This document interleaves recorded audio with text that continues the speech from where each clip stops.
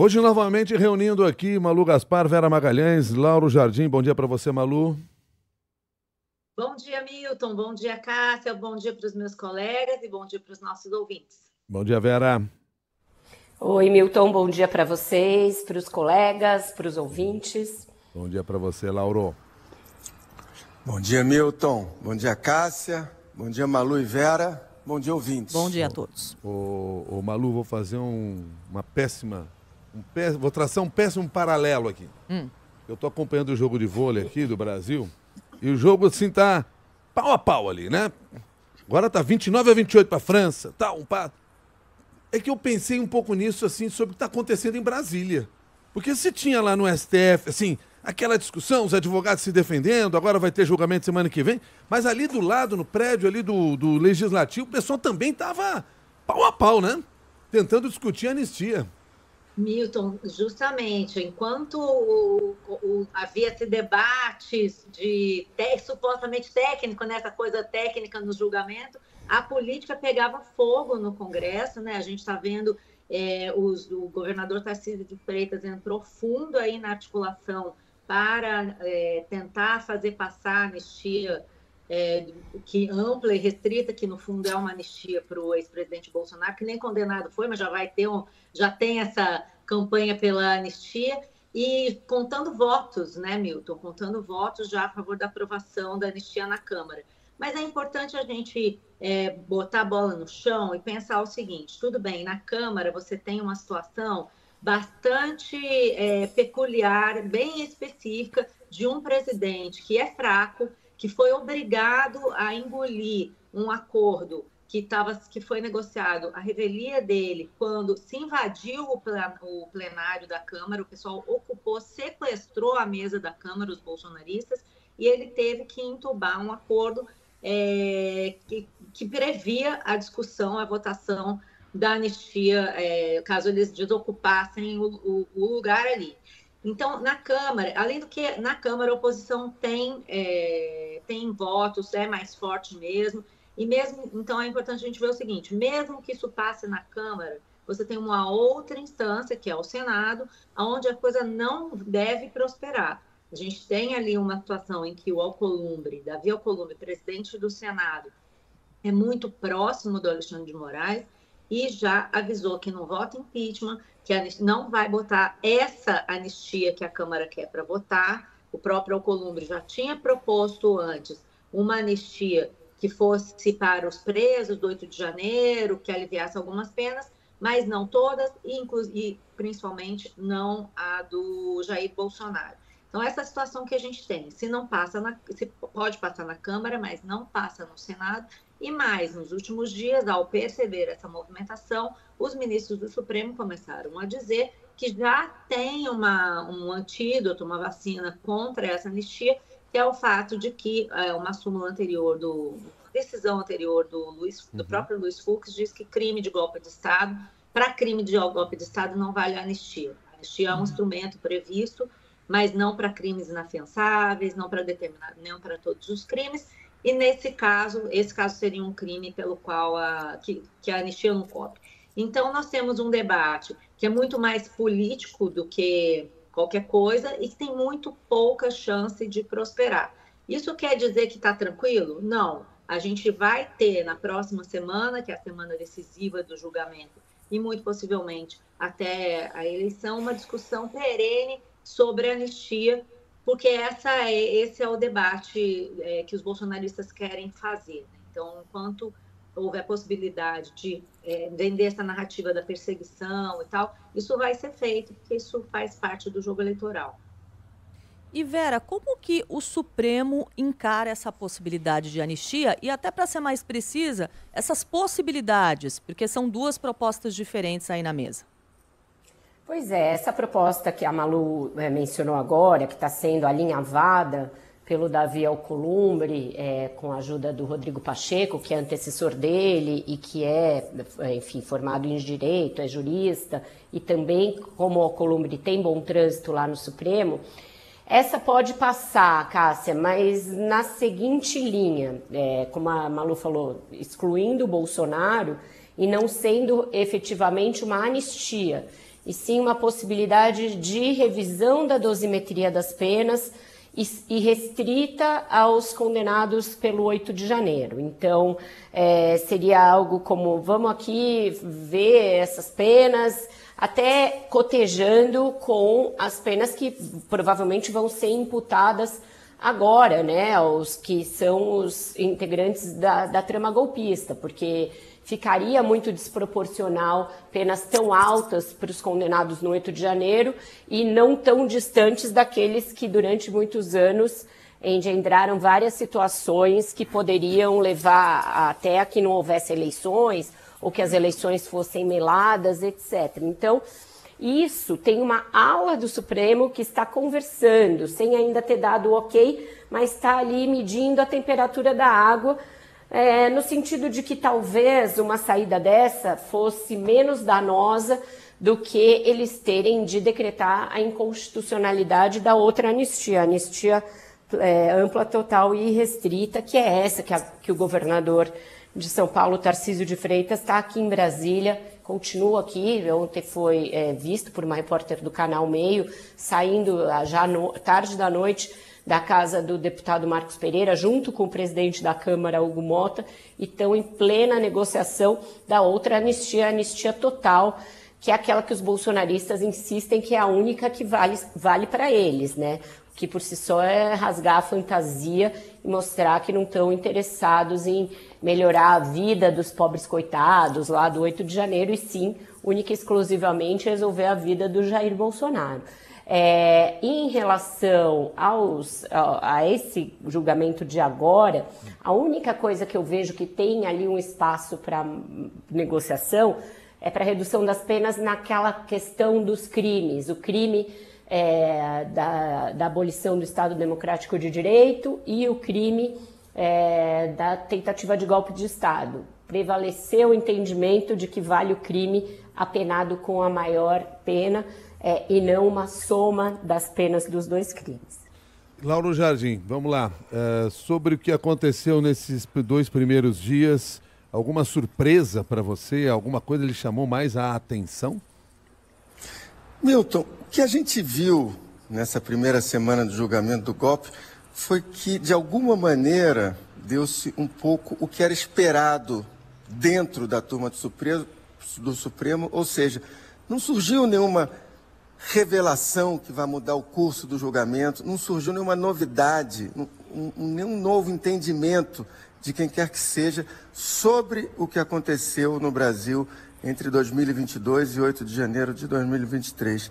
Basicamente, todo mundo repetiu ali os scripts que já haviam sendo escritos nas etapas anteriores desse julgamento.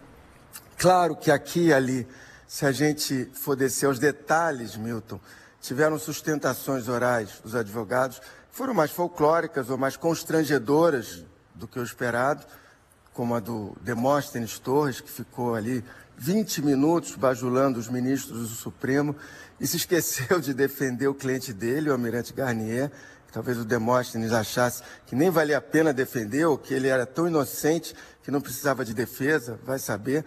Claro que também tiveram, e sobretudo ontem, defesas mais qualificadas, como a que foi feita pelo advogado general Braga Neto, o criminalista José Luiz Oliveira Lima, que apontou com competência problemas reais na delação do Mauro Cid. Mas, como eu disse, tudo que a gente viu até aqui, de alguma maneira, foi a confirmação do que era esperado para acontecer dentro da primeira turma do Supremo. A grande surpresa, na verdade, foi o que Malu e Vera, temo que Malu e Vera já falaram aqui, a grande novidade desses primeiros 2 dias ocorreu fora do Supremo, que foi essa mobilização pela anistia, uma mobilização que tem agora um dos seus comandantes, o governador de São Paulo. Não está claro para ninguém se essa anistia vai avançar mesmo, e se avançar, que anistia pode vingar. Também, como Vera e Malu já falaram, quer dizer, tem dificuldades, e provavelmente a anistia que tem mais chance de vingar não é a que inclui o Bolsonaro. Enfim, a gente agora tem que esperar a semana que vem, que também não deve trazer surpresas, porque, em princípio, a condenação do Bolsonaro e dos outros 7 réus é o que deve está apontando para acontecer. Então, o que a gente vai ter na semana que vem é a intensificação dessa discussão da anistia em paralelo ao julgamento. E Malu Gaspar, o que você apurou em relação ao humor, aos sentimentos, à percepção do ex-presidente Jair Bolsonaro em meio a essa primeira semana de julgamento? Então, Cássia, eu acho, pelo que eu colhi de pessoas que estiveram com ele ontem e anteontem, ele começou o julgamento muito abatido, abalado, até o Lauro chegou a publicar uma nota dizendo que ele estava com o olhar perdido, é meio esse o relato, assim, ele estava muito se sentindo injustiçado por estar sendo julgado por Dino, Zanin, que são ministros nomeados pelo Lula, e não pelos dele, né? Não pelos ministros dele que ele indicou. Então, ele começou o julgamento muito mal. Mas ontem parece que ele recuperou um pouco do humor por duas razões. Primeiro, porque, nas palavras de uma pessoa que esteve com ele, ele se viu defendido, viu os argumentos dos advogados dele, gostou das defesas, achou que foram bem e tal, aliviou um pouco essa tensão que ele estava, e porque nessas visitas que ele recebeu também, incluindo a do ex-presidente da Câmara, Arthur Lira, disseram para ele que vão botar toda a força na anistia. Né? O que ele tem dito para as pessoas é que ele vê que ele já sabe que vai ser condenado, inclusive compra aí uma avaliação dos advogados e do pessoal do entorno dele que faz uma conta de, sei lá, 30 anos de cadeia, por aí, 30 anos de condenação, mas acha que no médio prazo há uma solução. Acredita numa solução, entre aspas, a médio prazo para o caso dele. Isso tem efeito eleitoral, né, gente? Quando o Bolsonaro começa a achar que tem um efeito a longo prazo para o caso dele, significa que ele não vai decidir como quer o Ciro Nogueira, como querem o pessoal do Centrão e o Tarcísio, logo delegar a sua candidatura à presidência para alguém. Ele vai segurar o máximo que puder por conta dessa solução a longo prazo. Então, essa montanha-russa, Cássia. Num dia está péssimo, no chão, terrível, no outro dia está achando que vai ter solução no longo prazo, fui defendido, agora sim. Está uma coisa assim um pouco típica de quem está numa situação muito difícil, ainda mais uma pessoa como o Bolsonaro, que oscila mesmo de humor até quando a coisa está bem. Foi defendido pelo advogado dele, né? Porque pelos advogados dos outros que falaram ontem, pelo contrário, né? Inclusive, Vera, me conta aqui o seguinte, a partir dessa defesa que foi feita, algum daqueles que lá estão, almirantes, generais que foram defendidos, podem sair ali com uma diminuição de pena, uma situação melhor do que a do próprio ex-presidente Jair Bolsonaro? Qual é a visão que você tem disso?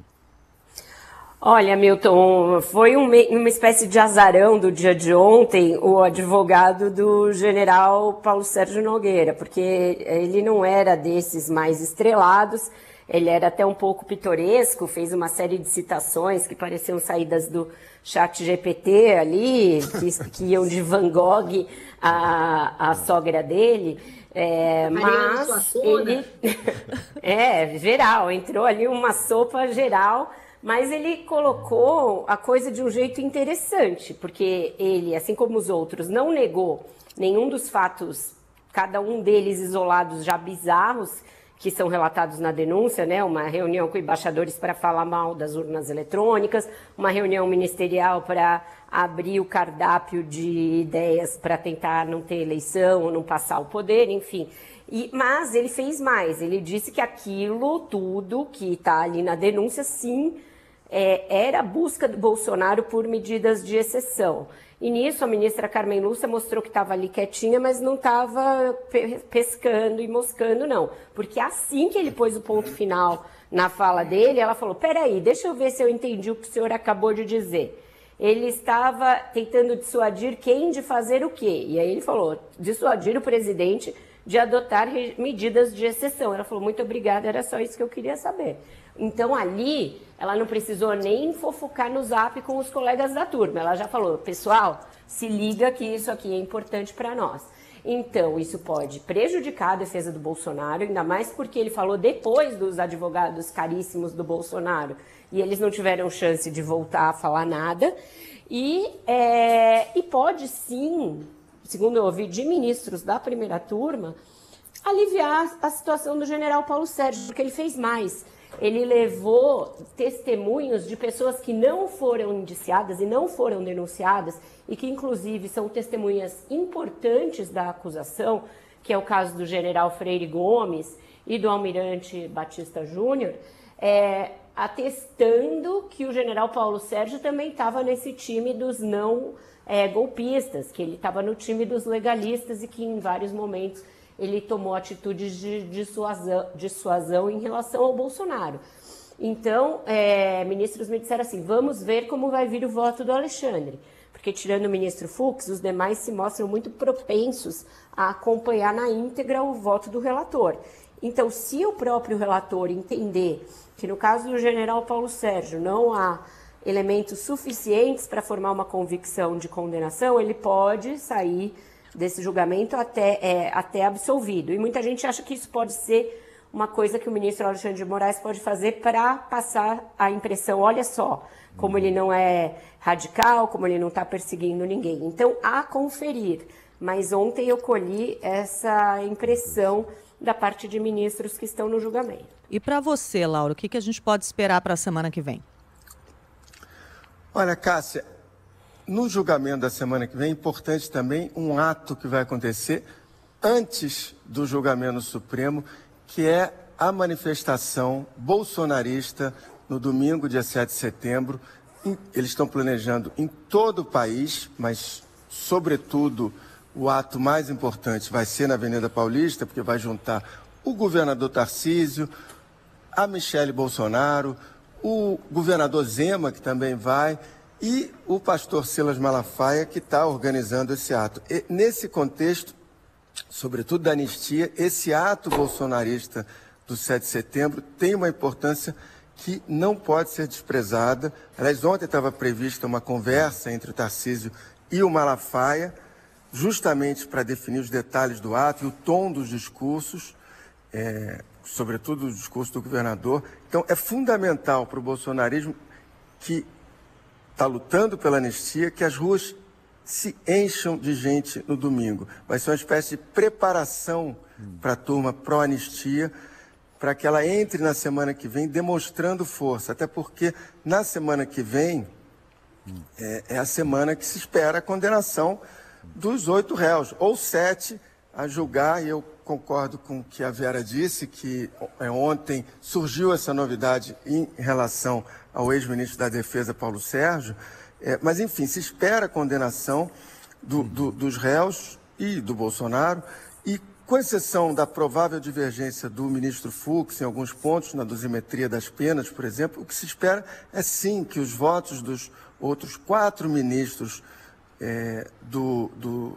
da primeira turma sejam dados com palavras contundentes contra os réus a quem o governador Tarcísio, o Centrão e o bolsonarismo querem anistiar. Então a gente vai ver dentro do Supremo votos categóricos em favor do Estado Democrático de Direito e da condenação dos réus, e ao mesmo tempo em que no Congresso vão seguir essas articulações para anistia, que vai tentar que seja votada, que os bolsonaristas do Centrão vão tentar que seja votada logo em seguida ao veredito que vai ser dado pelo Supremo. Então, a única coisa certa que eu acho que tem é que este setembro prenuncia ser inesquecível e histórico para o país. Lauro, Vera, Malu, obrigado pela análise de vocês. Eu sei que a Vera não gostou da minha analogia com vôlei, então eu prometo não usar nenhuma analogia na frase que eu vou dizer agora. No vôlei, no segundo set, o Brasil venceu. 8h25 agora.